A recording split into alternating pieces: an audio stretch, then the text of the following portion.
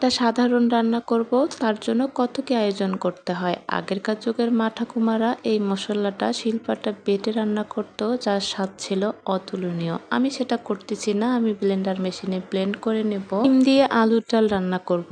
এই আলুর ডালটা আমার কাছে সব থেকে প্রিয় একটা খাবার। আমাদের উত্তর অঞ্চলের এমন কোনো মানুষ নেই যাদের কাছে এই খাবারটা জনপ্রিয় না। অনেকে এই খাবারটাকে অনেক নামে ডেকে থাকে, তবে আমি একে আলুর ডাল বলেই থাকি। আলুর ডাল আমার কাছে খুবই একটা পছন্দের খাবার। এক কথায় বলতে পারেন আমাদের উত্তর অঞ্চলের এমন কোনো মানুষ নেই যারা এই আলুর ডালকে পছন্দ করে না। আর আমার কাছে তো একদম বলতে পারেন অন্ধের মতো।